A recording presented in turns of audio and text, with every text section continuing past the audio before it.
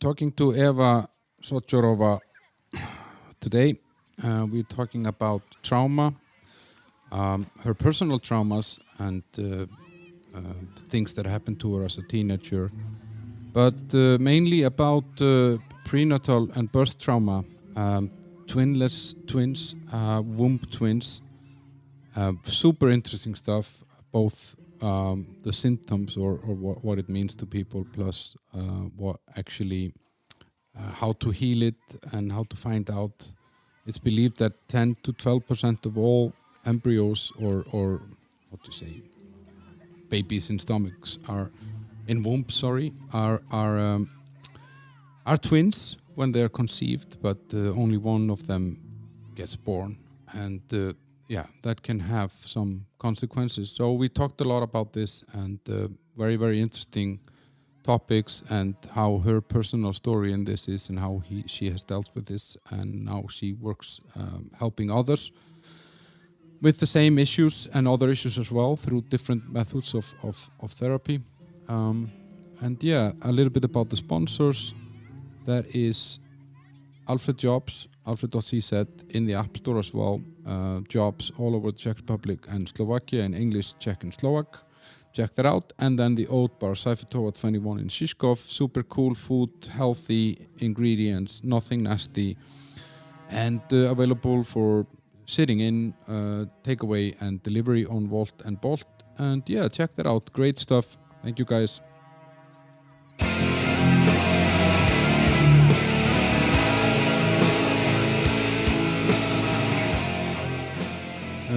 Welcome to my bunker, Eva Sochorová. How are you today?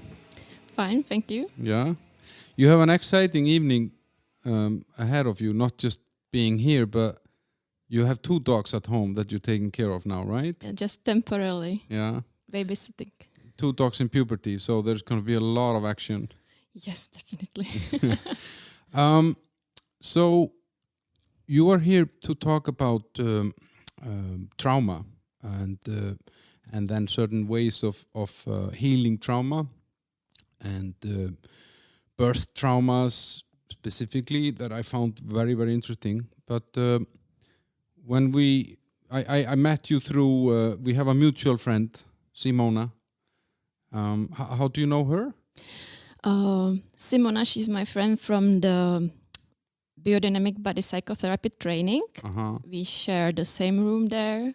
And it's a really beautiful person. She's a really beautiful person.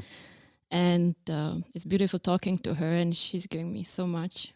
And she was here a few episodes ago talking about flirting. Guys, if you haven't checked that episode out already, then check it out. Simona has basically flirted her way through life. And as Eva says, she's a very nice person. Really nice to have conversations with her. But I found you, and I started looking into this biodynamic therapies and biodynamic body therapy, right? It's biodynamic body psychotherapy, but I'm doing not only this. I also do aerogenetic training, which is another body psychotherapy training oriented on resources. Mm-hmm. So that's I'm really into this aerogenetic training. What is aerogenetic? Aerogenetic, it's created by Gusi Grace Wollem. She's from Denmark, and she invented this body psychotherapy, and it's like the name aerogenetic stands for 3 words. First is eros. It's not like anything sexual. It's partly yes, but eros is like your desire for life. Genes. It's like what you have inherited from your parents. And ethics. Ethics stands for the values of your soul. Mm-hmm. And so it works within these 3 dimensions. And I highly recommend this. But you do a lot of other. I mean, you're a lawyer, for example. Yes. I mean, that's really cool to say. For example. Yeah. So and you worked as a lawyer in public service, right? Yes, I did. Yeah. And so you do a little bit of everything. Yeah, I did law. I did law for I wanted to become a lawyer because I was searching for justice. But in the end, I found out it's not so much about justice. It's about paragraphs and sections, Yeah. But it earned me money, so I could pay for these trainings. Yeah, so you could transition yourself into more like psychotherapy and therapeutical work. Tell me a little bit. So you're born here in the Czech Republic in a place called Havlíkův Brod, which is like a mountainous area, right? Havlíkův Brod, it's in Vysočina. It's a little bit highlands. But I originally come from Petrkov, which is a village with 120 inhabitants. But it's quite famous because maybe you have heard about Bohuslav Rejnek. He did Christian poetry and he did some graphics. He also had this exhibition in Valštejnský palác. So he's quite famous in Czech Republic, and he had 2 sons. And they were really nice people, very humble, but really, really nice people. Okay. And how was how are you from a big family? Is it like a bunch of siblings and? Yeah. Like I have 2 older brothers, and like we grew up in the village in a farm, and so there was my grandmother and grandfather, and also until I was 4 there was also my grandmother, and I had 4 generations under the same roof. Yeah. And you have 2 older brothers? Yes, I have 2 older brothers living. Yeah. But I also had siblings who weren't recognized in my family, which was my aborted sibling before I was born, and also I had a womb twin, which I found out lately in my life. Talking about that, because we're going to actually talk about womb twins later more, but just for the listeners, and you correct me if I'm wrong. I've been reading up on this subject, which I found very interesting. So it's basically is that possibly scenario is that a pregnant woman is scanned for the first time or has the ultrasound for the first time. Then there are 2 embryos visible. Yes, exactly. And then when she comes for the second or third time even, there is only 1 left. Yes. And nowadays, usually women know. So it's good. How do they know? From the ultrasound only. Yeah. Previously, when in 80s, when I was, my mother got pregnant with me, the ultrasounds were used just in occasional, very dangerous situations. Yeah. So my mother, she didn't know, and the only way she could know would be if she would bleeding during first 2-3 months, or during the birth. At the placenta, there can be a piece. It's called papyrus. It's called papyrus, and that is the rest of the other twin. So it's called the vanishing twin syndrome.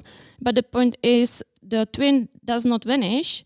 You absorb it. I have a twin in me, or it's on the placenta. Yeah. So. And the surviving twin knows about this. Or feels this somehow. That's the point. You don't know it unless somebody tells you. But there are symptoms that you search for the twin, which affected my whole life, and that's why I went for the psychotherapy. Yeah. And you have this feeling you're searching for not only twin, for anything, for the sense of life. Also, you feel alone. Something is missing somehow. Yeah. So we will come to that more. But I guess when you were a little girl, you were not aware of this. Like it was not like. But I was asking my mom, I want to have another sibling. Or when I was 6, I wanted to be twin with my best friend, because what the surviving twin does, it searches for substitute person. And you remember you have memories of this yourself. Yeah. I wanted to have a little brother or sister. And how and what answers did you get? Like, or like, because it's, if you're seeking a twin, I mean, did people find it strange that you were talking about this? But they don't know that you're looking for a twin. No. They just think that I want to have another sibling. sibling, yeah. And my mother already had like 3 kids, one aborted, so there was no no kid.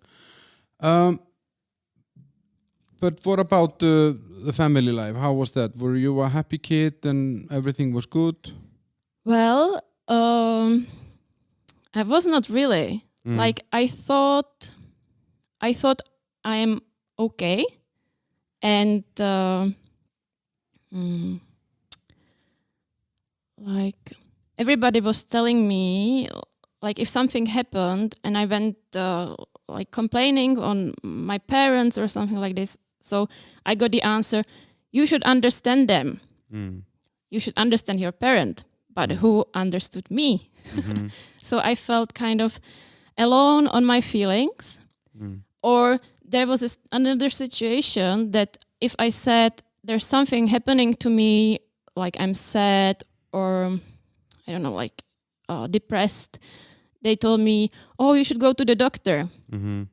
But what happens if you go to the doctor? You become a patient. And what happens if you come to a parent and complain a bit about something? Then they say, oh, you are ill. So that. Yeah, then you got into a circle. Yeah, you loses your power, actually. That's an interesting point. I didn't think about it. It's a vicious circle. Yeah, it's a vicious circle. But your parents divorced, right? Yes. When you were like a little kid or? Yeah. What I know that my father asked for divorce when my mother was in this 6 weeks after birth. Yeah, so it was about getting divorced at that time, And so you grew up with your mom. I grew up with my mom, and she found another partner, and already when I was 1 year. Yeah, and we lived with that partner, like my stepfather, for another 30 years. So, but I always found him. I called him his name, Jirka, and I found him not my father. Yeah. So. But did he find you as his daughter or? Yeah. Well, he behaved to me in a really nice way. At the same time, when I was in puberty, there were some conflicts. I also remember like telling him, "Oh, you're not my father. You should not tell me what to do." Exactly. Yeah, but in the end, actually he's deceased already. So, but he was a nice person. In his heart, he meant a lot to me. Yeah. And how was it like?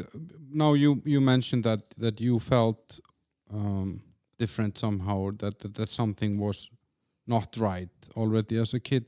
How was it for your older brothers? Did they have any of this? Did you feel like you were like different from everybody there? Nowadays knowing the symptoms of womb twin, like surviving womb twin, I know I was exactly that. I had exactly these symptoms. I had bad relation with my mother. I was hypersensitive, and I believe that my brothers could saw me like that I wanting too much attention. Yeah, and it was kind of like a war zone for me. It was like war zone because my brothers, the divorce happened when they were 7 and 6, and when I was 8, my oldest brother was 15. My oldest brother and Jirka had really huge conflicts, and my brother was bullying me, and then my brother left to our father, and I remember I was like, I'm so happy I can have my computer now because my brother left. But lately on, I realized that there were two sides. This, I'm happy he left, but at the same time I lost also my brother. Yeah, and because I had this womb twin issue, And if somebody leaves, you feel abandoned. So it re-traumatized me, my brother's leaving, exactly the same way. Yeah. And how was it with your father? How was the relationship with him? And you know, like, because often when, especially in those times when people divorced, you just stop seeing the dad or the mom or whomever you're not with. Yeah, the thing was that even worse was the distance, because he lives in Vsetín, which is close to the borders to Slovakia, and it takes like 4 or 5 hours by car. So from 3 years to 8 years, we went every year on holiday there for 2 weeks in summer. So I just saw my father 2 weeks per year in summer. Yeah, and what was my way? You know, I was in this Oedipus phase where daughter loves his father, and it, you know, brings this all energy in your life, and you're so into your father. The same happens to boys, towards mother. And so I was like, he's my God. Yeah, so I was really craving for him. I loved him. I love him so much, so much. But then you went there also later as a teenager. Yeah. We didn't see each other for 5 years, and or 5-6 years, and then I went there I initiated the contact when I was 14, and I went there firstly to celebrate his birthday, and then in summer for 2 weeks for holidays. Yeah, and that's what happened. Yeah. And how was that after 5 years of not having contact? I mean, how? You know, in me there was this little girl who was so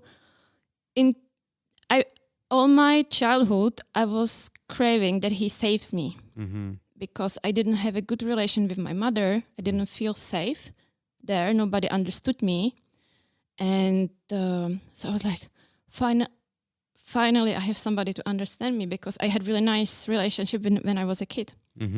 And yeah. But so I had this little girl, excited, and then he abused this innocence in me. Like, the point is, he sexually abused me, and you know, it's problem talking about it because it's taboo, and also because it was not real, like sexual intercourse. So I was thinking, like nothing really happened. But the point is, you know, if somebody abuses you, it's not only about the body, but it's about this. I loved him and the trust, and he betrayed me, and that was so painful. Yeah. And that happened just once. Yeah. And how, and what did you do then? I mean, were you able to tell someone or how? Yeah. Actually, the following day, I told my best friend. I called her. I told her. And you were 14. Yeah. Yeah. And then from time to time, I told somebody. Like, I told the oldest brother. I told him. When I was 18, I told my mom in the argument. And yeah, but nothing really happened, you know. And how did these people react? I mean, how did they, when you told them that you had been abused by your father, how, and like your older brother was the one that was living with him, right? Did they defend, or did he defend him or? He didn't. But the point is, people don't know how to react. I think they're really afraid of these topics. Yeah, so I felt alone in this the whole time. My mom, she told me, I can't remember. No, that was another issue. Because when I was 13 or 12, I shaved my hair. And my mom, she got worried what's happening, so she went to psychologist, and she asked her what to do, and the psychologist told her, let her be. Yeah, so that's what happened. But you know, I could see already during my childhood at school that I had these symptoms of trauma, but nobody worked on it. Nobody recognized that, and that's what I have now really issue. That the professionals still can't recognize what the trauma is. I do not mean trauma by sexual assault or like murder or something, like being witness of murder. Like, yes, of course, it's trauma, but there are like, it's called complex trauma, complex PTSD, and it's more subtle. Like, it's not so obvious, but it's like if you live in not safe environment, you develop defensive strategies. Some mechanisms. Yeah, exactly. And you can see it in people, and people have it a lot. But they don't know why. Exactly. Because they never witnessed a murder, or exactly. no major event that you can explain it with. Yeah. But a little bit back to this, how this abuse was being dealt with. How did you feel yourself? I mean, did it change you somehow, or you felt rejected more, or how was the? Not really. I felt the same because, yes, of course, I came home and I was like, from the previous years, I was like, oh my father. So I just stopped talking about father, and I never wanted to go back there. But like personally, I felt the same actually because I already had a lot of trauma from my prenatal phase. So I didn't change really bodily. Yeah, I had still my bodily reactions towards the triggers. So it didn't really affect me in this way, in like changing my psychology. Yeah, and but how was this? Because this is a very sensitive age. I mean, and you are, as you say, you shave your hair when you're 12, and you're craving, I guess, some sort of an attention and recognition within the family, and then you have this with your father, which is not exactly what you came with. Very different expectations than you left with. How was this affecting your teenage years and, I don't know, social life, school and boyfriends and all these things? Well, I didn't felt really good as a girl. I had problems with boys. If I was interested in somebody, I was afraid to show interest. So I was pretending I cannot see the person, which comes from this womb twin issue. But at the same time, I had a really beautiful friends at the secondary school, and they were my family. And because of them, I could go through this growing up. This period. Exactly, yeah. And were you a good student? Were you, good in school and interested in school? Yeah. That's also the sign of trauma. I did a lot of people pleasing. So since elementary school, I had number one on my grades. Yes, exactly. And so I was trying hard in this way. I wasn't the best student, but I could do that, if I wanted to. And why do you think that? Why is that reaction? Because you want to show people that you can do things, or what's the trigger there? I mean, or what's the? You don't want to be rejected. Yeah, I like being unwanted as a child in a womb. It goes in your life as people pleasing. You don't want anybody to reject you. So I was trying to comply all the time.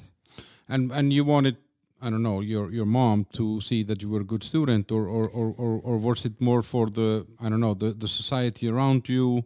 Yeah, more for the society, because I had really bad relationship with my mom. Yeah, I was really rude to my mom, and because she didn't understand me at all. I had really bad relationship. And so I didn't really for me, being at school was the way how to get out of this. Away, yes, to get away. I can live better life than you. I wanted to be totally different than her. And, I wanted to become university student. And, I wanted to become a lawyer in international law. Yeah. Yeah, so. And and then you did that. I mean, you go to university. Yeah. And then I guess then you move here to Prague, right? Yes, for To studying, I came to Prague. Chelsea University. Mhm, That's one of the oldest universities in the world, right? I think so. I think so. I'm pretty sure. It sounds good. Let's make it. That's true. From now on, that's the truth. And you move here alone Yes. at 18 or Yeah, I think 19. Yeah, like this after the Mhm. secondary school. But I was Mhm. not so alone. I had my friends yeah, coming to Prague as well to study. to study. Mhm. Yes. And how was that to get away or go away from the family then? I mean, to be out of this environment and in you have here you can create whatever you want. Yeah, relief. Yeah. Very much relief. Yeah. Yeah, because there were a lot of disputes, and I don't want to talk totally like in a bad way about my family. They did a lot for me, and I really appreciate them. And now, what I can see from my perspective, I was kind of like problematic child. So, and they still stand by my side. So I think that's really nice family actually. But I like if they respect me, Yeah. my opinion, and what I tell. Yeah, and to understand or try to understand what it is that Yeah. actually was bothering you. Yeah, exactly. But when this is then around the time when you tell your mom about the abuse from your father, what was her reaction to that? She herself was I would say, fucked up. Mm-hmm. Yeah, she couldn't handle it. Yeah, so, and that's the point. She couldn't be there for me because she was herself In a mess. Yes. Mm-hmm. Yeah, she was blaming herself, and For this. For that she let me go there and that it happened. Yeah. And no one thought that you were lying or anything. There was never anyone who or said, no, this is not true, or you're being stupid. No. I haven't met anybody who would say that.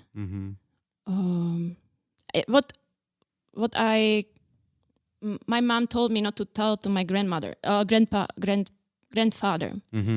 And my grandfather, he is the closest person in my family to me. We live together, and I spend a lot of time with him in the garden, with animals, in the nature, and I loved him so much. And my mom, she told me, you should not tell him. So, it's already taboo, and then somebody tells you should not tell anybody. Yeah, so it smells. Yeah. It smells bad. So I guess, going away meant freedom for you somehow. And then, why did you want to be a lawyer? I mean, you wanted justice, you said. Yeah, I think at some point I didn't know what to do. And during the secondary school, I did the courses, and what I was studying, I was able to understand. So I was quite universal student. But I was thinking, it's prestigious, it can open me door to anything. So because it was this ego prestigious, I decided going for this. I did the same. I did law school and I'm a lawyer, but luckily I've never worked as a lawyer. Yeah. And I thought exactly the same. I thought it's prestige and it can open all doors. But I just turned out to be 5 really boring years. Yeah, it gave me a lot. Actually, my older brother also studied law. And friends of my friend studying law as well. So I saw it. So I was like, I try it. But it's not an easy, I mean, from what I've heard here in the Czech Republic, it's not like the law studies are not easy. It takes a lot of hard work to get through law school here, right? Yeah, because I wasn't really paying attention so much to this studying. The last year, I just spent the whole year on studying for the state exams. Yeah, so in the end, I had to work a lot. Yeah. But for the final point. Yeah, but 2 times they kicked me out of the state exam. And at the third time, it would be, if I got kicked out, I would lose 5 years of my life. Yeah. So then I was like, I really need to study now. Yeah. So the whole year I was going to all lectures, all these seminars, just going make and sure studying you would make and studying. it through. Yeah. So I just spent 1 year. But when did you realize that already during law school that there was no justice? It's just paragraphs and sections. Well, I don't know. I was just reading paragraphs, and it didn't give me this satisfaction inside of sense, or I wasn't like too aggressive. I mean, in like assertive. That I would be a good lawyer in this dispute or something. And also for me, like exposure, like standing in front of people, it's very stressful. So I couldn't go this way. So, and you knew that already? Well, if I am afraid of anything, I go into it. So I was trying to go on and go on and go on. And that is that part of the recognition that you're seeking as a twin survivor? Yeah, I think so. Yeah, but I know what like searching for truth comes from. It comes from this abortion, because I found that I had aborted sibling like 2-3 years ago, and I found out myself from observing my patterns and listening to music, and I was feeling like, what's going on here? Like another partner, and I have this strange feelings towards him. I want to take care of him like a mother. Then I wanted to send him to psychotherapy, to somebody, and I was like really, I'm losing my kid, and I have this image of like 5-year-old boy. When you had a boyfriend and you wanted to heal him, and okay, exactly. Yeah. So I wanted to send him to a psychotherapist because it was dragging me down. And when I was doing it, sending him the contact for the psychotherapist, I suddenly started to feel so like, I'm losing him. What am I doing? And really sadness. And I was, because of my experience, I thought, it's like there's some child in the family that was lost. So I went to my mother and I asked her, Mom, did my grandmother had an abortion or somebody in the family? Because it's happening strange things to me. And she said, oh yes, I had. So I found this way.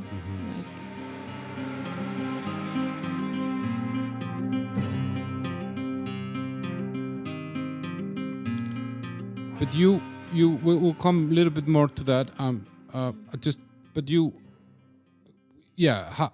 Kind of how you transition from being this Miss Perfect who gets good grades, is going to learn everything about justice, is going to save the world, she's going to save boyfriends, she's going to save everything, and then you go on Erasmus. You took Erasmus, right? Which is like an exchange student program. You go to a different country and study the same thing as you're studying, and it counts towards your degree, right?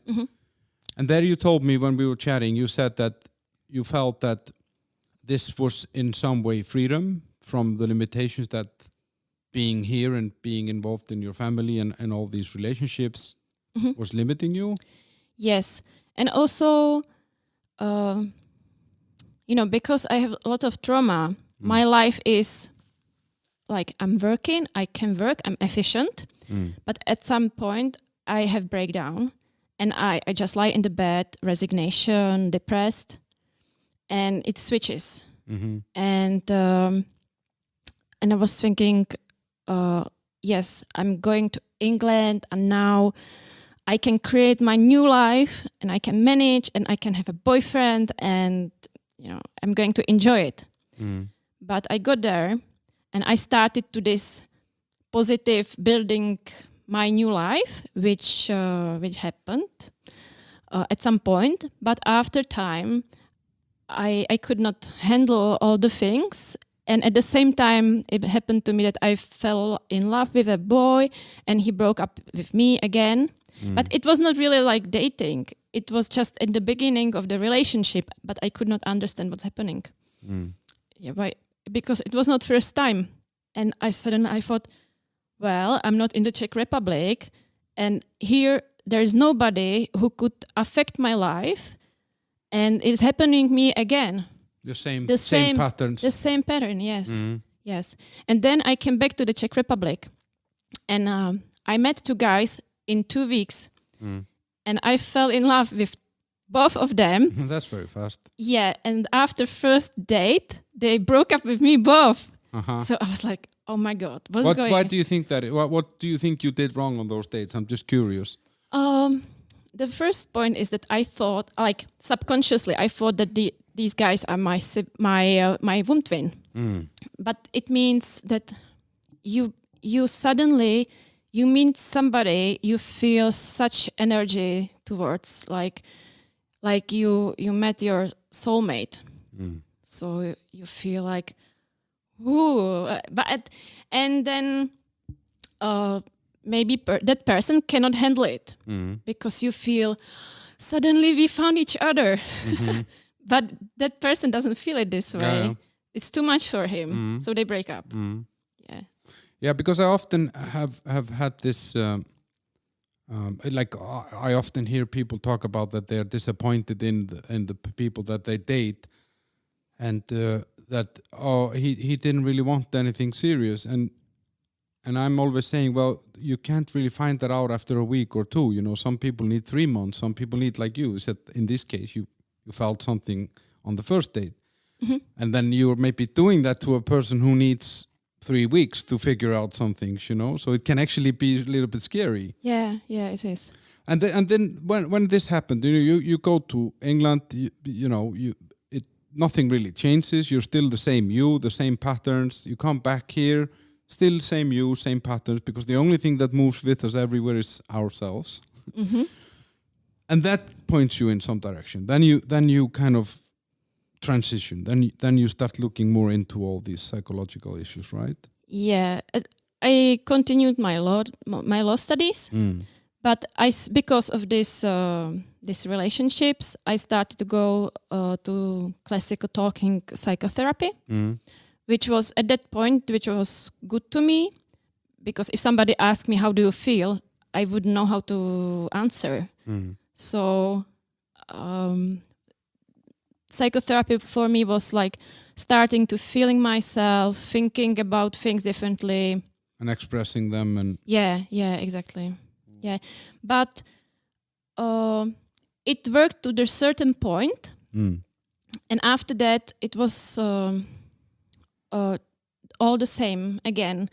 Like I didn't really change how I felt, like my resignation, my depression, my relationships towards boyfriend. I really needed more, like something different. And I did a lot of another experience for me was good, which was really good, was Vipassana meditation. There I really realized how mind creates your life. I was observing my thoughts during this meditation retreat. I was there for 3 weeks in a row. And are these the silent ones? Yes, 3 exactly. weeks in silence? Yes. Wow, I can't even be silent for 3 minutes. But that's the point. Yeah. You are silent. You do not talk to anybody. Nobody talks to you. And you suddenly see a person and you have such a strange feelings like anger or like I want him there you can recognize, oh shit, something's wrong with me. There you can see it's my mind. It's not about people around me. It's my mind. Yeah, because you are actually developing some sort of a emotion or expression towards a person without knowing anything about them. Yes. And then that of course reflects on yourself, because it's a self-made feeling somehow. It's not the reaction to an environment, because the environment is silent. Yeah. Yeah, they do not react to you at all. They do not tell you anything. They do not watch you, look at you. So then you realize, yes, it's me. 3 weeks. Mm-hmm. I've heard about people that go for like 3-4 days. Yeah. And I thought that was a major. That's like Mount Everest to me, you know. And you went to the moon, but so you felt that the discussion therapy, like the traditional psychotherapy, gave you some sort of an understanding and something, but it didn't really take you far enough. So you go to Vipassana. Yes, yeah, I met Jitka Vodňanská, who is a psychotherapist, very well known here in the Czech Republic. She has like 30 years experience. And she does Vipassana meditation for 20 years. But she also does family constellations. She does training in family psychotherapy. Yeah, she's very experienced. She also did some body psychotherapy. Yeah, and she did this 2.5-year course, which is called Hledat, najít, pustit in Czech, which means to search, to found, and to let go. And she introduced us all her techniques she knows, from art therapy, body therapy, family constellation, everything like this. Yeah, and there I've met kind of like that there's some more spiritual things into this. Yeah, so I got really inspired by her, and it was 2.5 years. So it's really nice if you go to a course which takes long time, so you can have a continuous development with one person. And these courses you went to as are these healing courses, or were they more to learn the theories? It's for self-experience, so it's not about theories. So you're not you becoming a teacher or no, therapist? Not this. It was not about this. Yeah. So that puts you more into the spiritual side somehow. Well, before that I was a lawyer, so it's as unspiritual as possible. I was so rational, and I know what I do not try, I do not believe. So, and I was thinking, if you see her, she has such a life energy, and she has so much experience, and you're thinking, oh, if she does it, if she has this connection, or like she talks about it, this experience, well, it must be something about it. So I observe, and I'm trying to dig in it. Yeah. And then you go into even more. I mean, where is it that you get into this kind of, let's say, I don't know how to say this, prenatal and birth traumas? What puts you into that direction somehow?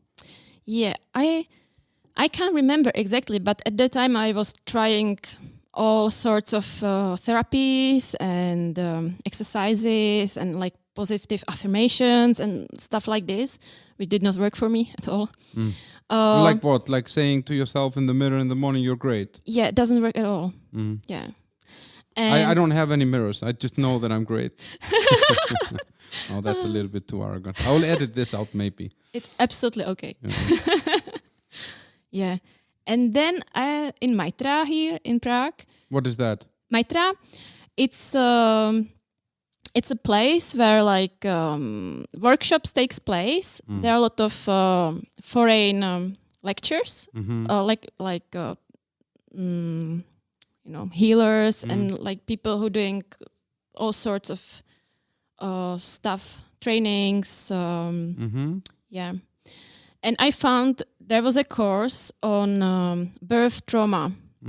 At that time it was called Transitions, and which means how you transfer through life, because you have these patterns from the birth which you can see in your life. I don't know, I was just following my intuition. I just felt I want to try it. So I went there, and before I went there I filled in a questionnaire about my birth, about my family, surroundings, like this. And when I got, admitted or no, in my turn. When it was my turn at the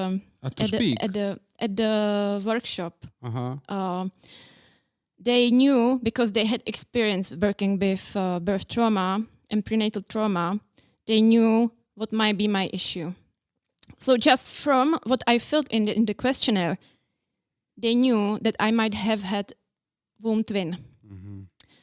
And so they said, I sit there and... Had you ever heard that? Had you heard about it before that? Not at all. For me, it was like, what is this? But I was sitting there, and Julian, who led the course, he told me, do you want to have a friend here? It was like, I was sitting in the room. I was like, okay, why not?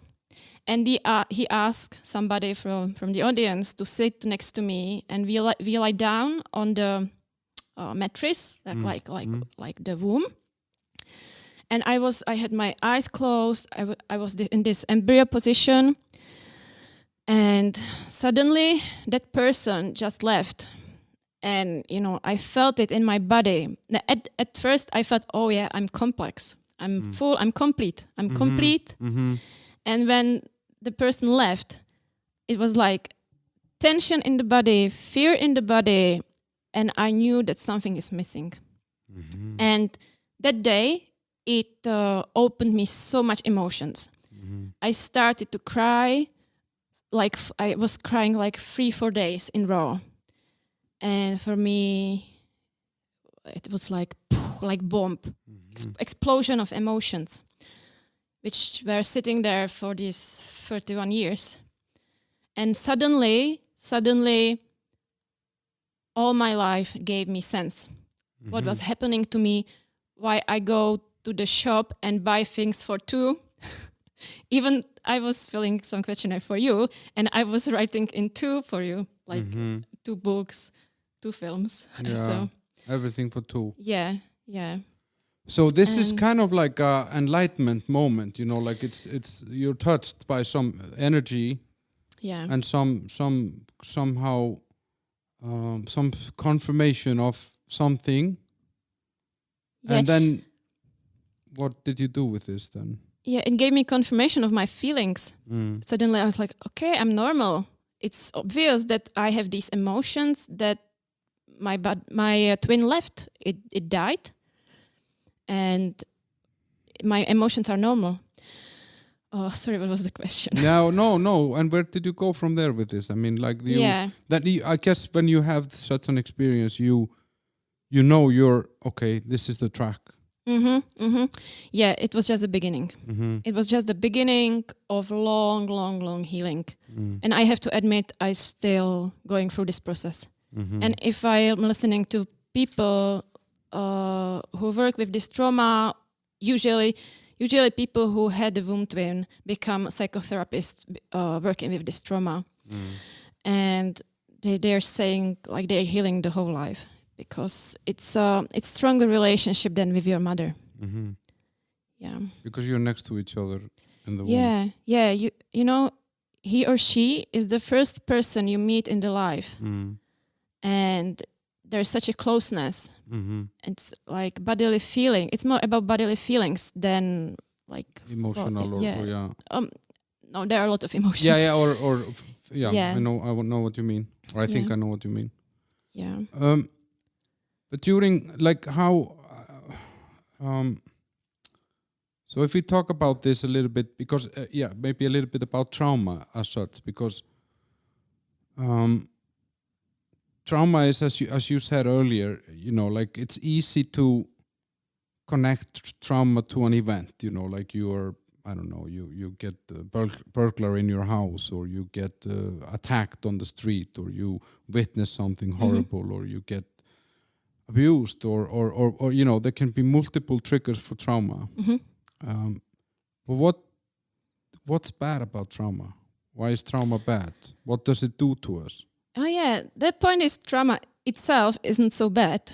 That says Julian Gustafsson. The problem is the reactions of your body towards it, because trauma can create your character. Because of your experience, you can you can have compassion to other people who experience the same trauma once you are healed. But the reaction, the point is trauma. So you mean, sorry, so Julian Gustafsson, who I have no clue who is, but it sounds great. He's probably from Sweden or Norway. I think he lives in Swiss, but he lives in America as well. Yeah. He did this birth and prenatal imprint training. But he claims that by getting trauma, it enables you to heal other people with trauma later. Yeah. He says the trauma itself isn't problem. It gives you good character. Yeah, to help then others later on. So, which makes sense because if you take like Alcohol Anonymous, it's usually people who have had alcohol problems who are helping other people with alcohol problems, and it may, if they walk those paths, they know how to heal others or help others. And but trauma reaction in the body. Yeah, sorry. Yeah, back to trauma. Maybe something about the brain.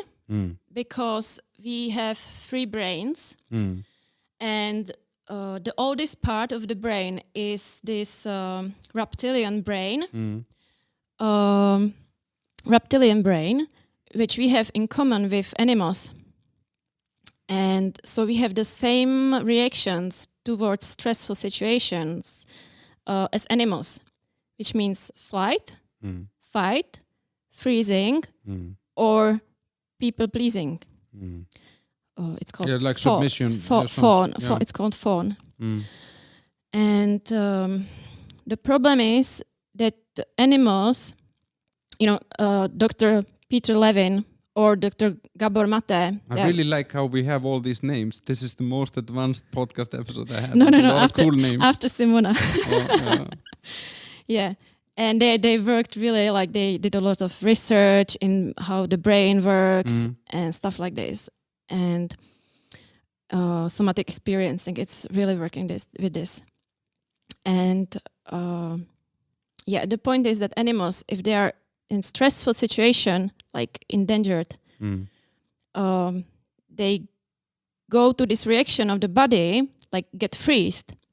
But then when the danger thing gets in distance, get away, the animal can get out of this energy, and they run, then they shake the body, and it releases this body stressful reactions, like it gets the flow and the balance in the body again. Exactly.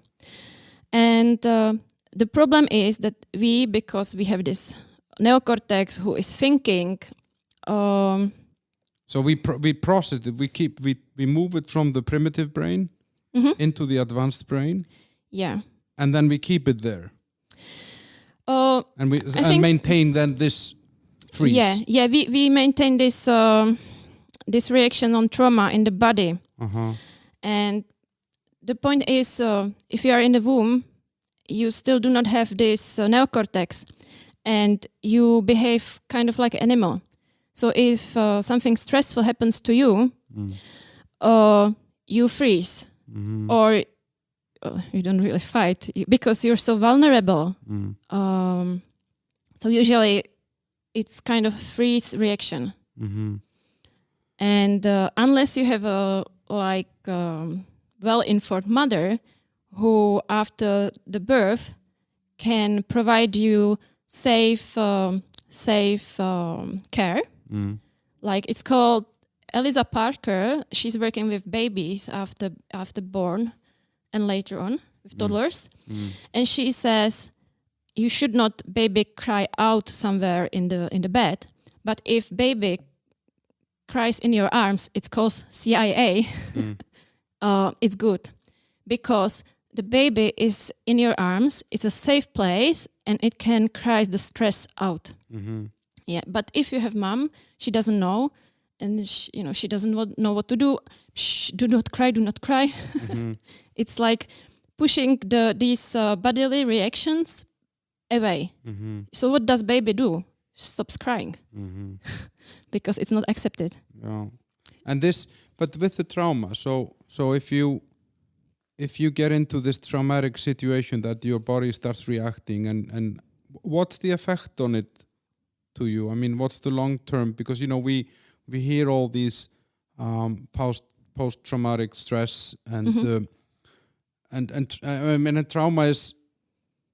I think it's a very wide word, but what's the negative effect of it for you, like, or for a person that has an experience that traumatizes the person? What's bad about it? Do you know what I mean? Does it harm the body, the blood flow, or the nutrition, or like, or is it the brain functions that what's the negative part? Yeah.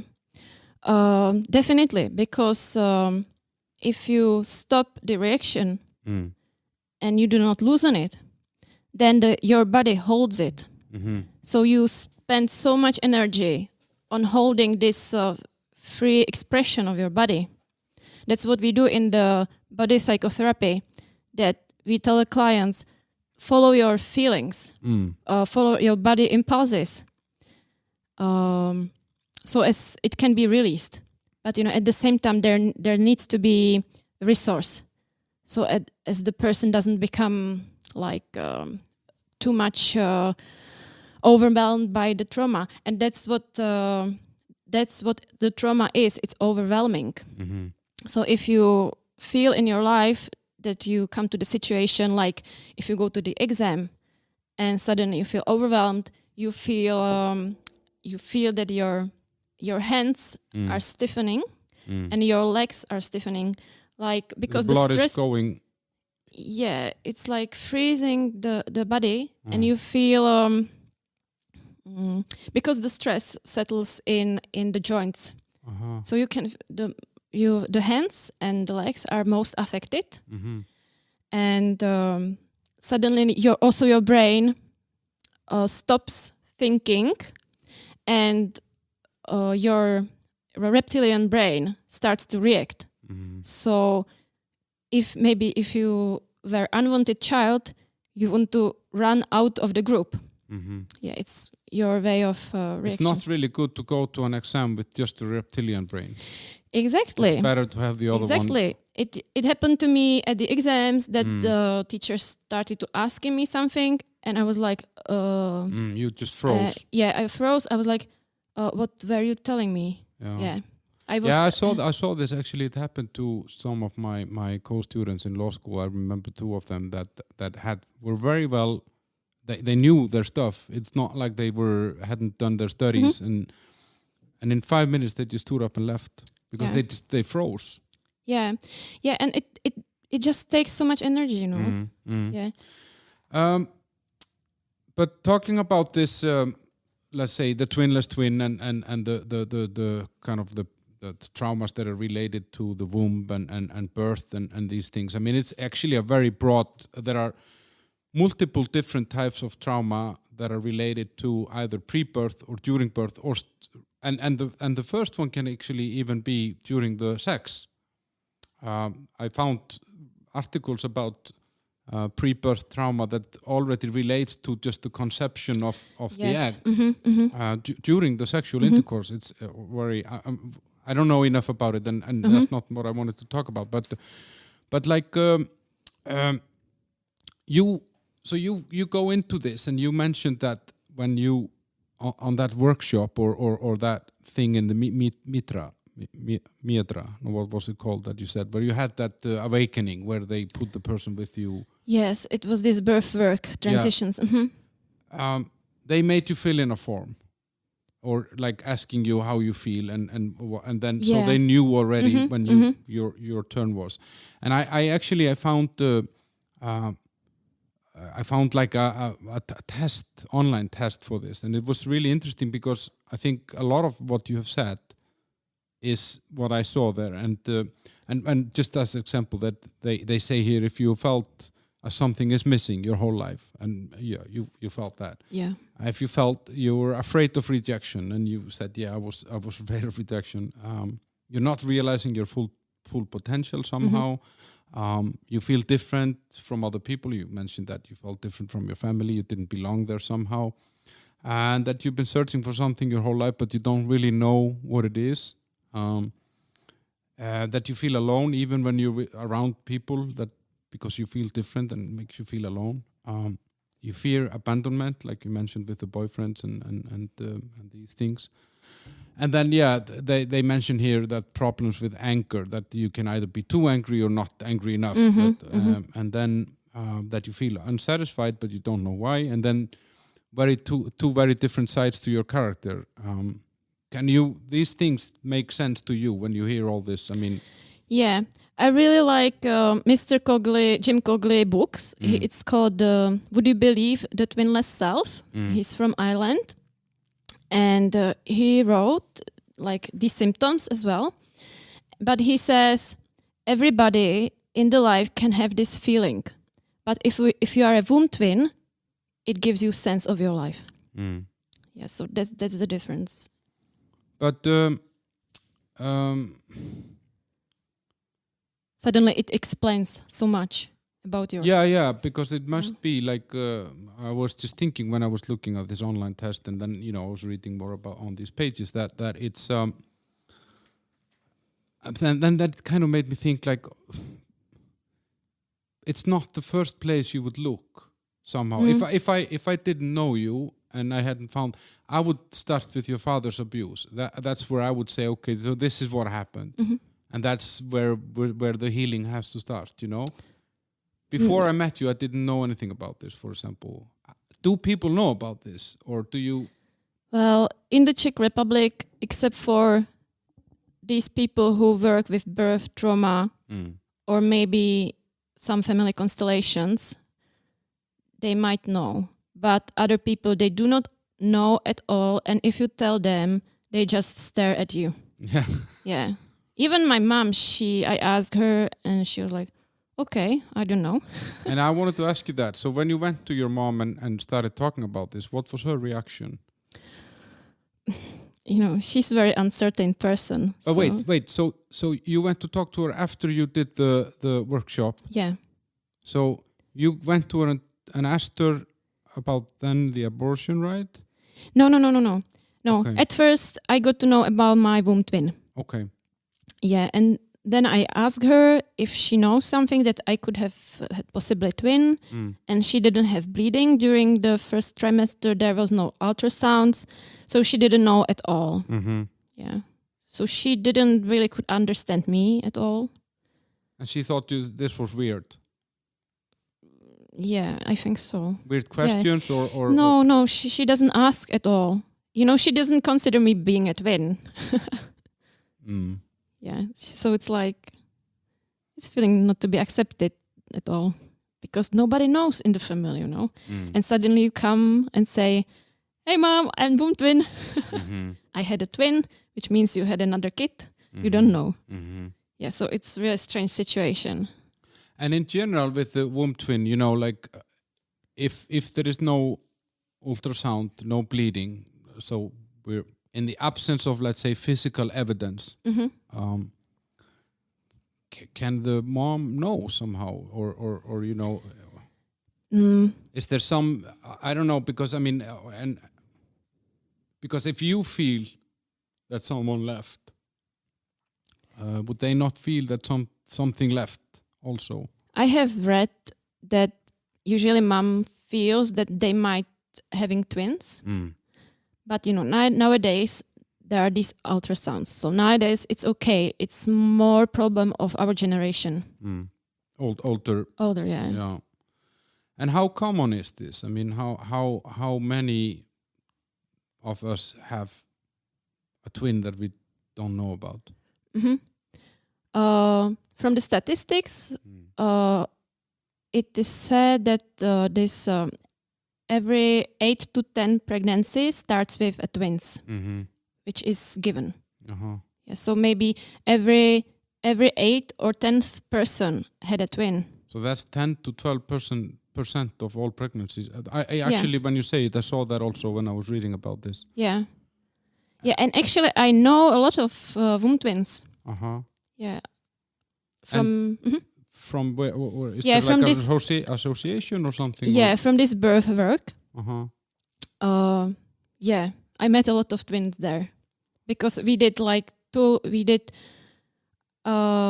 we did 2 years training, and 1 year I was just attending, and I saw so many twins there. Mm-hmm. But sometimes on Facebook, people write that that they had some medical issues, they had some cysta. Yeah, like a cyst. Yeah. And it turns out to be a twin. Mm-hmm. So they found because they had some medical issue. So, yeah, you can get connected to other twinless twins or womb twins, but just going back a little bit to like the how do you say, the identifying this and trying to know more about this. I mean, so you go to your mom and you ask, and she tells you about the abortion. She obviously didn't know about the twin. But did she refuse it somehow, or did she push it away and say, no, this is nonsense, or you know, I didn't really I asked her and she answered me my question. I asked, have you had an abortion or somebody in the family? And she said yes. And that was all, because, you know, we're not so much connected to each other, attached. But the twin, she couldn't say anything about. Yeah, she didn't know But anything. she didn't think that you're crazy. Well, I think she... well... Yeah. But what about her? If we take or our mom, like your mom or any woman who has had an abortion, that must have an effect on them. And yeah, definitely. Like if a woman have an abortion, it's a trauma for her.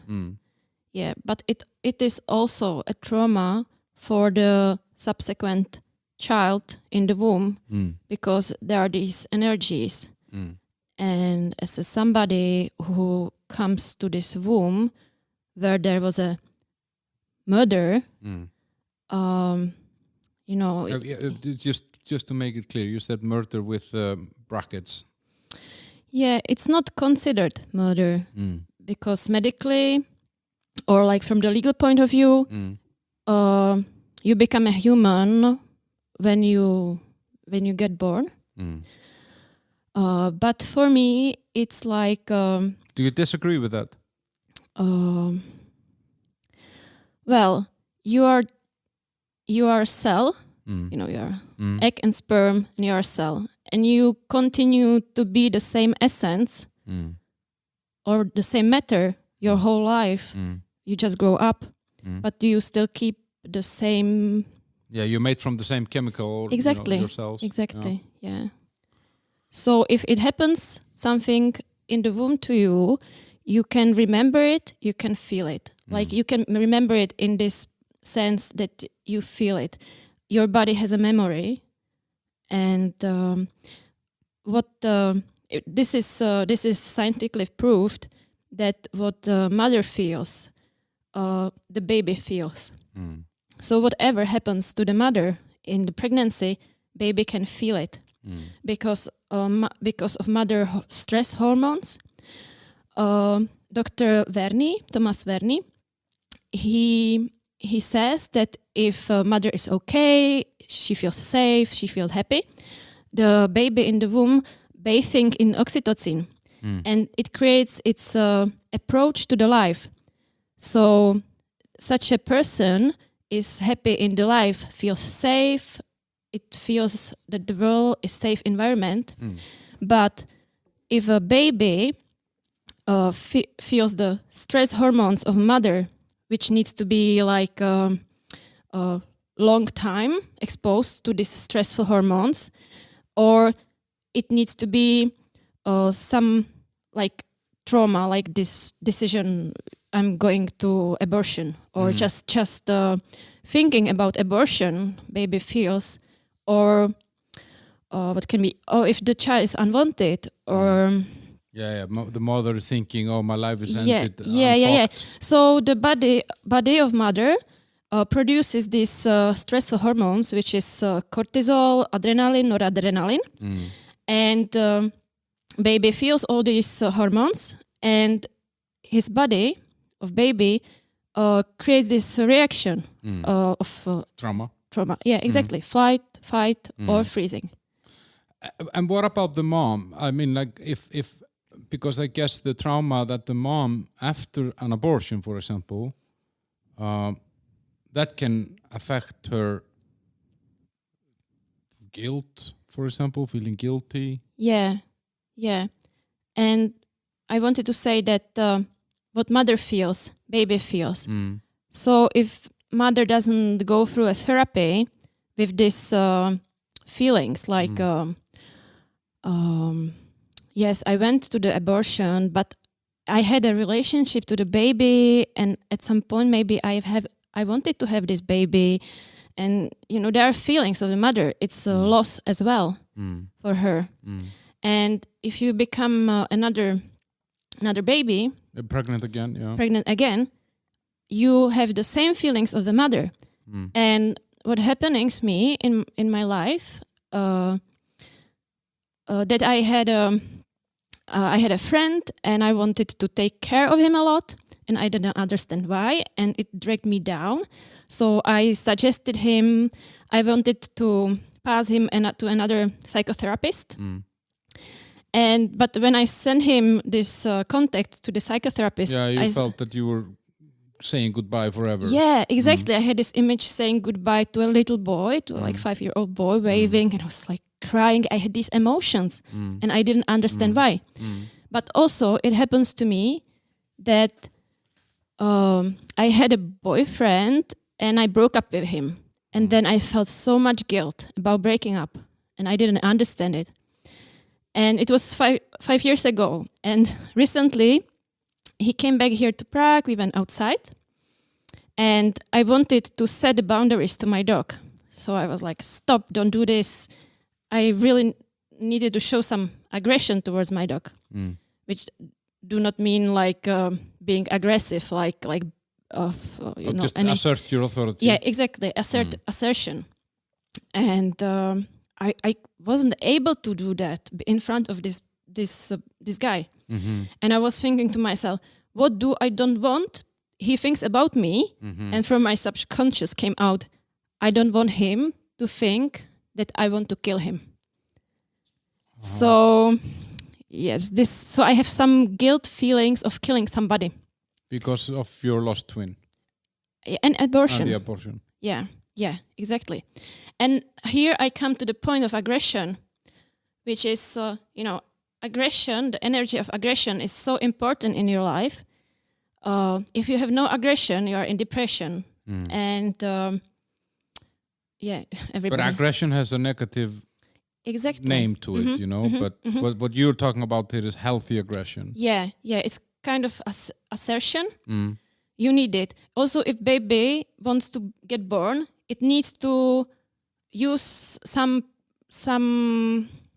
aggression to get out. And if you lack it in your life, like children from cesarean section, because they do not have this fighting for getting outside, they lack it, and they have problem to manage things.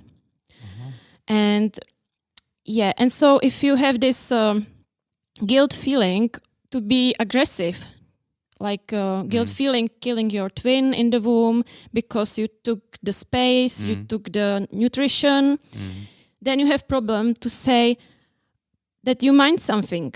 And if you have problem to say you mind something, then just people start to jump over your head. So they push you over and they do whatever they want. Yeah. And you just people pleaser then again. Yeah, because you don't have space. Because you have a guilty because of the previous aggression that you showed. Yeah. So if you have a baby or a child who had this vanishing twin, you should, if she says something, I don't like you took my toy, then the mother should say, yes, it's true. Yeah, like to confirm it. Because I found out that womb twins are very sensitive to critic. Even my mom told me often that she can't tell me anything. That's why, because we feel we feel guilt. We already feel that we are bad. So if you critique me somehow, I would feel this guilt feeling of killing. Yeah. So if a mother says something to a child, it behaves in this anger or can't accept this critique, it's important to say, no, it was not your guilt. Not your fault. Yeah. Yeah, exactly. You have to connect it to the previous issues. And, I have read on Facebook a lot of questions in the groups from mothers about their kids. I would just answer, just think about your pregnancy and what happened during your pregnancy. How did you feel? How did you feel during your pregnancy? What happened during your birth? Because it can give you explanation how your child behaves. Yeah, and then you can think about it, you can recognize it. William Emerson, from this, he worked with birth trauma for 30 years. He says, just tell babies the story. Since they are little babies, you can tell them the story, you can recognize that. If they are crying and you know what can be, you can say, yes, I know you suffered there. It must have been hard for you. It's like everybody, we want somebody recognize, somebody can see that what happened to us. Yeah. To acknowledge our trauma, our pain. Yeah. So it's so much important to talk about. I forgot how I got here. Yeah, but that's fine. It sometimes happens on this podcast that people forget how they got to where they are. But so, I mean, now, we just talked a little bit about this. I mean, guys, if you're interested in this, there's just, you can Google Twinless twin or womb twins. There is tons of stuff out there. There's a lot of communities and different kind of things. And I would take 5 to 10 minutes of your time and just check it out, because we were all kids. We were all in a womb one day. 9 months, and I think it could get some people intrigued to know a little bit more. But I wanted to ask you, Eva, go a little bit on. Let's say now we discussed the trauma and we discussed the triggers and the why and what.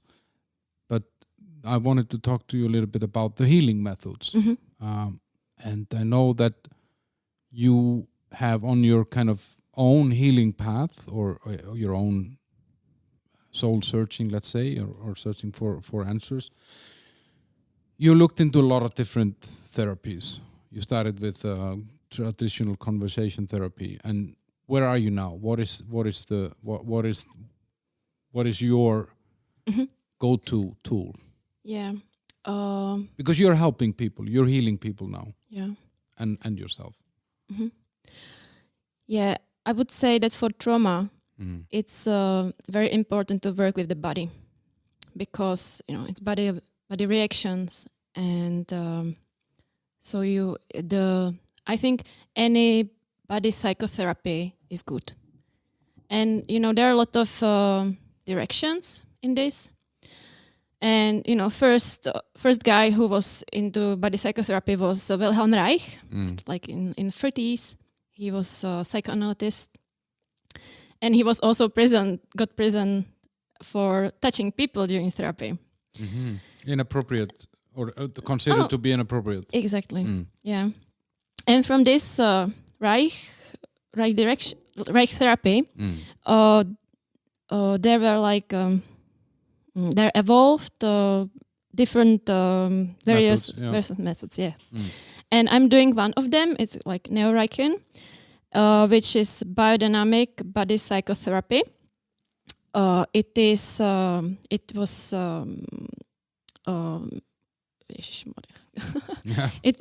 was founded by Gerda Boysen, which was Norwegian psychotherapist, but she was also working with the body, doing massage.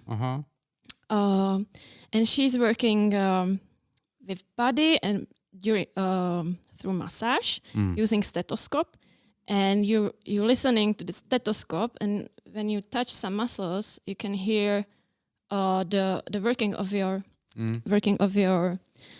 psychoperistaltics, like of your guts. So basically, during the therapy session, she listens to how the body reacts. Yes, yes. And like biodynamic, it's kind of principle. You follow the energy of the client. So there is a very important principle, the pleasure principle, that you help client to get back her strength through working with the body. But how does it, like, so let's say that I was having this therapy and I would be, I'm lying on a bed. Are you massaging my shoulders or are you talking to me or both? Yeah. What I usually do is you come with the topic, and when you start talking about your relation to your mom, I can say as an example. That's an example. Yeah. Where do you feel it in your body? Yeah, I start to ask about your body. Is there an impulse you want to do? Where do you feel good in your body? Like, is there anything I can do for you? And I can do massage at that point. Or you can have, I need to express a strength, so I do counter force to you. So as you can find where is your strength, it's like working with the body, like what it wants to show. And usually if there's body, something shows, there's also some emotion connected to it. Yeah, and you want to express it. And as a therapist, I want to saturate your needs. So as if you were humiliated, I can recognize your feelings or whatever. So it's kind of a mix of a conversation therapy and a let's say a physical. Yeah, important is you focus on the body and you reflect it. It's not only in your head. Yeah, because sometimes we just tend to rationalize, we tend to overthink. Especially lawyers. Yes. Or, we try to find excuses, but your body doesn't lie.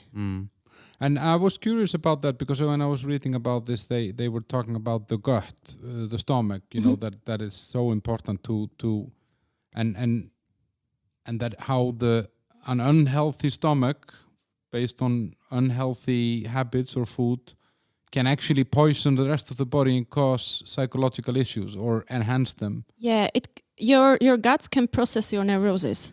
So if your guts are okay, you are better in coping with the stuff. Yeah.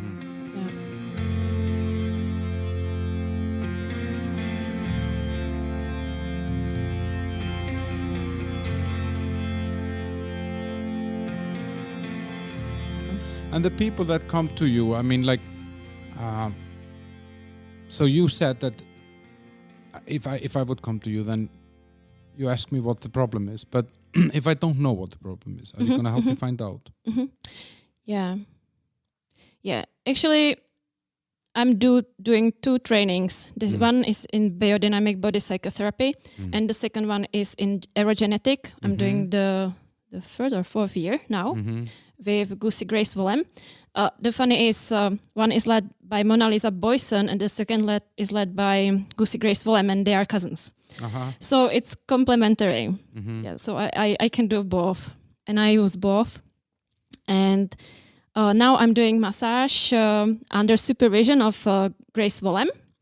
She has her own system, and she works with massage as well.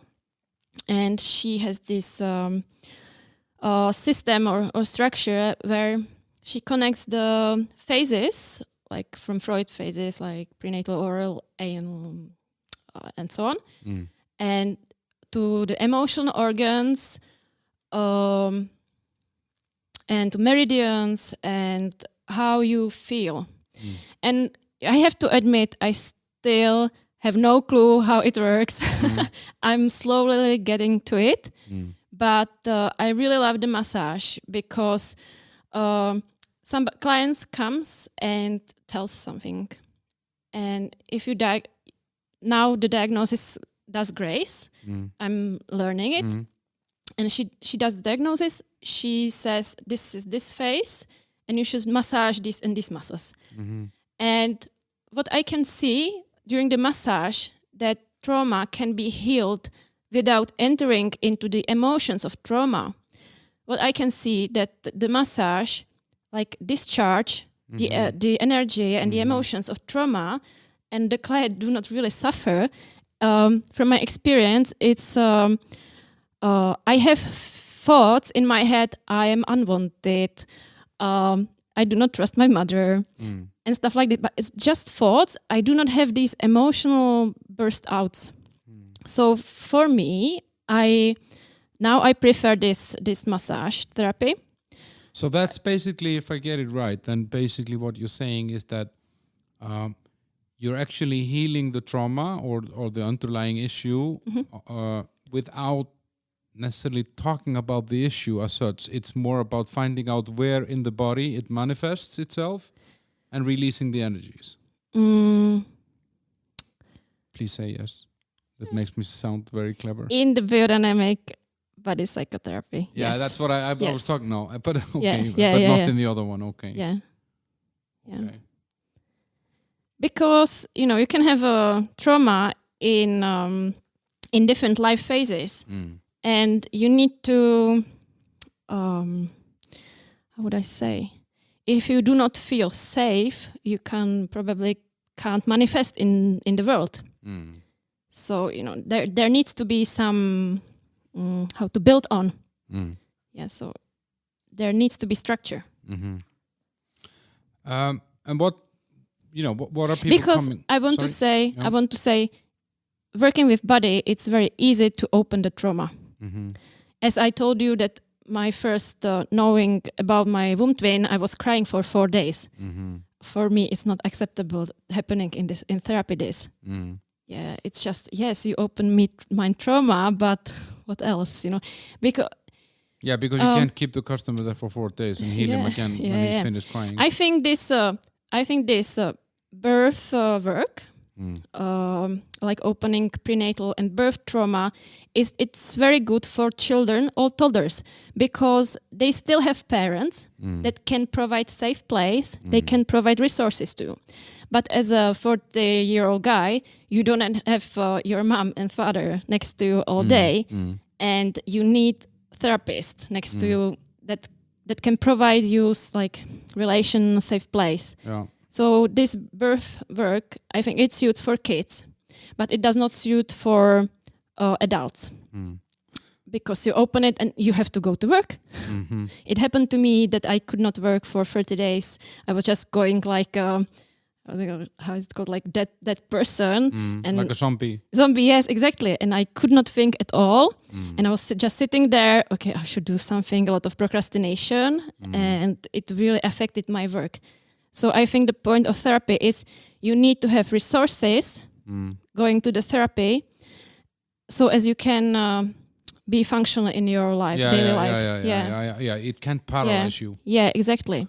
So, but and what are people coming to you with? What are kind of the classic issues? Let's say, without going into any details of any individuals or anything like that. But who comes to you? Because I guess a lot of people think that you're just some witch. Oh, no, I'm nice person. Yeah, I'm trying to help people who have the same experience as I have, which means that they do not know why they feel the way they feel. And if they have problems with the boundaries, they are a lot of in resignation. They have problem feeling body, or if they go to the exam, they get triggered. Their body gets flooded and can't think, or So but if somebody comes to you, you can work anything with the body. Have you seen now? Just out of curiosity, I mean, during now, I know you haven't been doing this for a long time, but I mean, you've been on this path for a long time, or quite a while. But do you see anything like now during these COVID restrictions and this when people are not able to go out? Did you see something in this? Was there some because in some way it's like a cultural society trauma. Everyone is traumatized. Did people come to you with different things or something after this or during or? To me, not really. No. Usually they just having some problems or issues they've had already. Previously. Yeah. Okay. I can see more fear in the society nowadays. Yeah. It's a powerful tool, fear. Yeah. For the ones that have the power. Yes, exactly. But so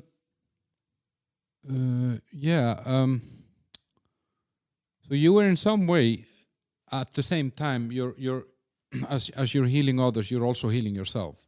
Mm-hmm. Does it help you to keeping yourself on the right track to be helping others?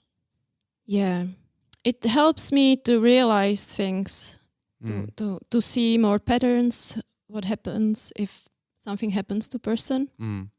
Yeah, but for me, therapy is, be fully present for the client. And for me, being fully present for the client, it's like I stop thinking about my shit. Mm-hmm. And is that the relief? Yeah, is it good? Yeah. It's nice. But how do you feel that At the same time, I have to admit that because I do massage and I had my womb twin, and my connection to my womb twin was like energy connection.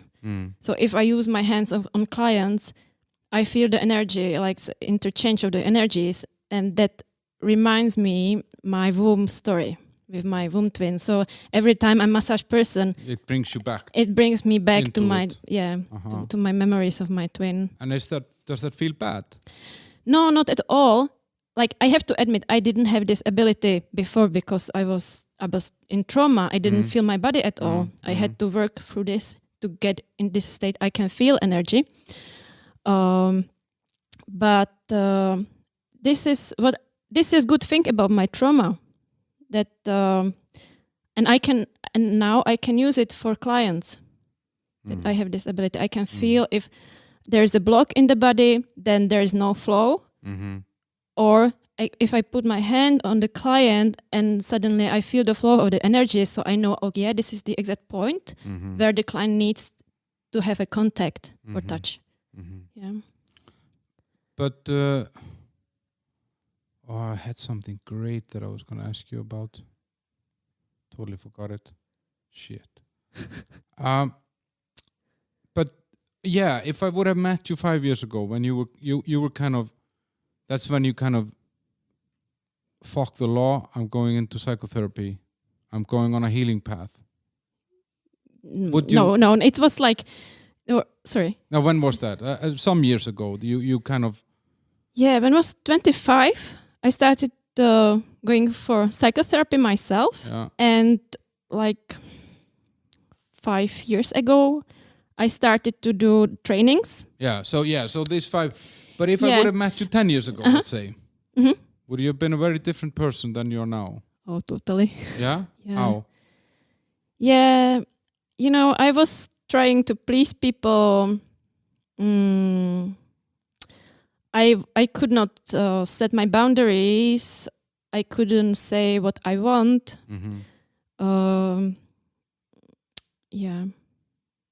So you're stronger. I mean, you're more assertive. I really nowadays I really think what I want, not what other people want, which I used to do a lot. And what is really important for me is truth. Yeah. What is true? Be authentic, and not too afraid to express my truth. But that's often hard for other people. Some people are not used to us telling the truth. But if you're strange, if you are womb twin, nobody knows it. Yeah. And suddenly you tell to your family and friends that you are twin. Yeah. It's funny. Yeah. But talking about the family, how is your relationship with? You said that you're not in a lot of contact with your mother, or you're in contact, but your connection is not necessarily. Yes, I'm in contact with my mother, but it's hard for her to understand me, like to tune in me emotionally. Mm. Yeah. And what about your father? With my father, because of Grace Bolem, 2 years ago, I forgave him, and I started to be in contact with him. Like I go 2 times a year to Vsetín to visit my family, and actually I really love him because he has really nice energy. He's really person who loves playing guitar, and I think he actually knows how to live. You know, he also has his sides, but I'm really enjoying it. So I'm very sorry that I lost all this connection with this family for such a long time. But I'm very happy I got it back. And how, when you said that 2 years ago you forgave him, did you do it like formally or towards him, or was it just inside you that you forgave him? Or both? I have individual session with Grace, and she told me, if you don't want to just bathing in these emotions forever, just write a letter to your father, tell him what you remember from childhood, the good things. So I had to really dig in what I loved about him as a kid, and then write him that you forgive him and that you'll have him. And I sent him this letter, and he replied me immediately if I would like to come for my grandmother's 98th anniversary. Birthday. Yeah. So I went there. Yeah. And was it easy for you to walk in there and meet him or? Yeah. Like of course not. I had a lot of fear. You know, I was afraid my boundary is going to be attacked or broken. So, but I was like, okay, now I'm adult and I know how to defend myself. Yeah. Because if you are a child or at any age, you trust people you love and you're not prepared to protect yourself. So. But I'm curious about this forgiveness because often people think that forgiveness is weakness. That you're accepting to lose to someone. And the people who knew this, that like in your family, that knew that this has happened and they knew that you didn't have that relationship with your father for all those years, when they found out that you had forgiven him and you were building that relationship again, were they surprised? I believe so. Yeah, I haven't told my mother. I hadn't told anybody from that side. I just did my way. And I think my mom must have been very surprised. But, you know, it's not about her. It's about my relationship, and that's how I take it. It's her problem. Yeah, I understand. But it's just, it takes, you have to be brave to do this because it's like, many things in society are a taboo, and forgiveness is one of them. And I think for people often don't even understand what forgiveness is, because forgiveness is more for you than for the other person. Yeah. It's the only way for you to let go. Yeah. Actually, to my father, forgiving my father wasn't so difficult than forgiving to my mom. But what helped me to forgive my mom was that I bought a puppy. Yeah. And I suddenly got in this position being kind of mom of my puppy. And then, you know, usually you think I would do things differently. But I got in this role, the same role. And I was exhausted. I was desperate. And it was just the puppy. But I was in the same situation. I was alone on the puppy. She was alone on the baby. And suddenly I understood, I have no energy. I can't give to the puppy anything. And I had my image how it should look like, but reality was totally different. Yeah, exactly. And that this experience helped me to forgive my mom, but it was very difficult. Yeah. So I am not expert on forgiveness. It's very hard. Yeah. So yeah, we mentioned it a few times. I mean, like over the time that that you've been working on those things and identifying those things in yourself, I guess a lot of the stuff that you do is considered a little bit strange. I think a lot of people that will listen to this will think that everything we talked about is weird. Well, not in the community of scientists and psychologists or psychotherapists who work with birth trauma. No, but outside of that, I guess it's still. Yeah.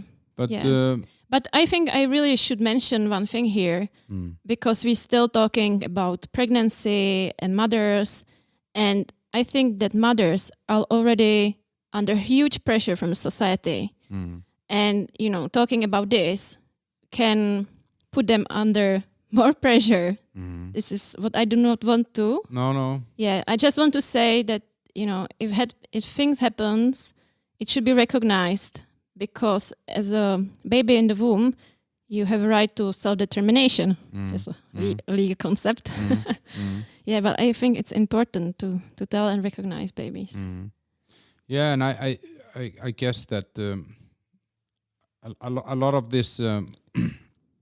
I saw somewhere that this pre-birth traumas and a lot, or actually the twinless twin, or the womb twin, it's only 40 years old concept in medical science, because as you mentioned earlier, there was no ultrasound, there was nothing, like the people didn't really know, and it's. I'm pretty sure that prehistoric humans knew this somehow. They had the sense for it, and we have just lost it in some. In pharmacies, in some pills and antidepressants and whatever. But it's not only twin. You have also connection to placenta, for example. And during one massage, I just had the experience that they cut my placenta, and I was like, bastards! You took my mom. Yeah. So in the therapy, I was like imagining that I having a cocktail from this placenta, and the second half I'm growing a tree on this placenta, which reconciliated my relationship to it. And also I needed to express being thankful to it, gratitude to it. So, and there was a time it was thought that babies do not feel anything. So they didn't get analgesics or anything if they were treated at the hospitals. And that's also the point, I think, that, the doctors, like obstetrics, they do not want to hear this, because they have this routine schedules, and they do, I would say, they would have to change what they are doing for 40, 50 years. Yeah. And it takes long time to change, because you have generations in, people are, as you say, people are working 30, 40, 50 years in the same field, and you need new people. And this, I mean, so in some sense, this what we've talked about here is new science. It's in a way, It's here already 30 years, Yeah, but it's still relatively new, considering what we've been doing the time before, Yeah. Will you ever stop? Are you gonna continue on your healing path yourself? Is it an ongoing or work in progress? Or does it have an end goal?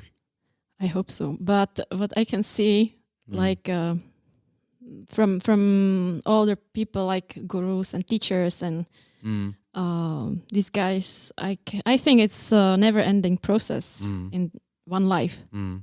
Yeah. So. And you're gonna continue to help other people. Yeah, you're not gonna become a lawyer.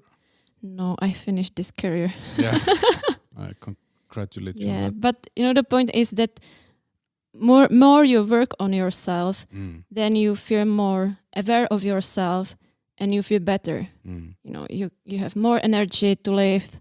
You do decisions that are for you, not for others. And your life is better quality then. Yeah, and then you can be a better person for all the people in your life and so on. It's worth working on yourself. We're almost finished. Eva, where can people follow you? And you have a web page or social media. Is there? I will put the links to all of that in the episode description, so you can, guys, that are listening, you can find that there. But Eva, if you want to tell us a little bit. So I have a web page which is www.semtuprotebe.cz, which means I'm here for you. So if you put Google Translator, you can find it, I think. And also I have Facebook and Instagram page, and you can follow me there. Okay. And you can find a contact there. So if you have any question, I can answer to that. Okay, and that's on Instagram. It's Eva. No, it's the same. It's the same. Same as the other one. Okay, so I'm following the wrong profile. No, you do. I'm following the right one. Yes. Okay. Yes. Sorry. Guys, thanks for listening. Follow the show. That's the Facebook page, the Bunker. How the hell did we end up here? And Instagram, Bunker Prague. If you know any cool people in Czech Republic or Prague that I should meet and talk to, then let me know. Always on the lookout for new people, and I find most of my guests in a very random way on very different places. And I think. And if you want to see me on a photo for like 2-3 hours on YouTube, then there is a YouTube channel, The Bunker. How the hell did we end up here? But it doesn't have any videos. It's just the audio with a photo of the beautiful me plus my guests, but mainly me. For up to 2 to 3 hours. My shows are long. Eva, it's been great having you here. I know so much more about this stuff than I knew before I met you. I'm very thankful. Me too. It's been a pleasure, and I hope that you just continue on this. This is super interesting. Thank you for this opportunity. Thank you, guys. Bye bye.